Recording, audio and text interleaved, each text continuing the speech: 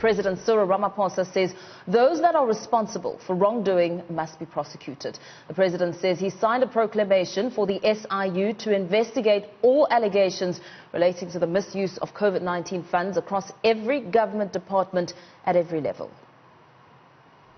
We are determined that every instance of alleged corruption must be thoroughly investigated, that those who are responsible for wrongdoing should be prosecuted, and that all money stolen or overpriced should be recovered.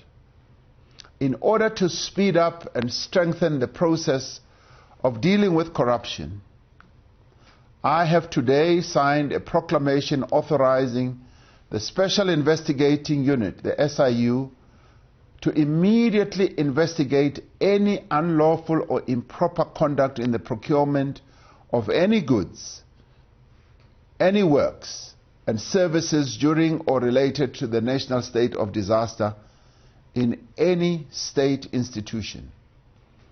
This empowers the SIU to probe any allegation relating to the misuse of COVID-19 funds across all spheres of the state. If the SIU finds evidence of a criminal offense that has been committed, it is obliged and will be obliged to refer such evidence to the prosecuting authority. It is also empowered to institute civil proceedings for the recovery of any damages or losses incurred by the state. We're now joined by SIU spokesperson Kaizer Kganyago, who is going to expand on what the president had to say. A very good morning to you, Ntate Kganyago. We've heard what the president is saying. He's saying that the SIU must probe all improper and unlawful conduct. Talk us through your level of preparedness. Well, good morning, Mpho, and good morning to your viewers. We are really prepared for this because, as you might know, that we've been talking about it for some time now to say we have been receiving a lot of these allegations from all over the country. We needed this proclamation to happen because it was very important for us. It will help us, one, in the sense that we'll be able to do real-time investigation. Because from now going forward, because this encompasses all the expenditure and all the allegations that are there, we will be able to deal with them immediately when they happen and deal with them decisively. As you might have heard also from the president, that he's expecting us to give him a report every 6 weeks about how far we are. Therefore, it's going to be a lot of work, but we are really prepared to dealing with that kind of work, and we want to do it and make sure that the public understand that we are doing it to make sure that we abide by what the proclamation says and exactly what the president said.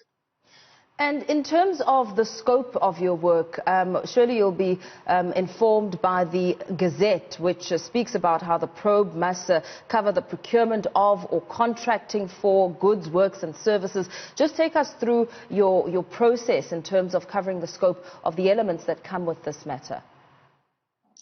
What we are going to be doing is we're going to look at all these allegations. Now, because the step of the proclamation is now going to be out of the process, because now the proclamation encompasses everything, we will then immediately go into the allegations and check the veracity of the allegations. In instances where we're going to find that monies have been lost from the state, we are now going to take those matters directly to the special tribunal, who will then make sure that we recover the money. In cases where the allegations are still new and no monies have been paid, and we find that the contract has been entered into unlawfully, we'll cancel that contract and no monies will be paid to anyone, because it is important to stop the money before it is paid to anybody. And then in the case where we're going to find criminality, as the president said yesterday, we are going to deal with this issue in relation to referring it to the NPA, who are standing ready as part of the center that the president talked about to deal with these things with immediate effect and make sure that those that have done criminal acts will be prosecuted.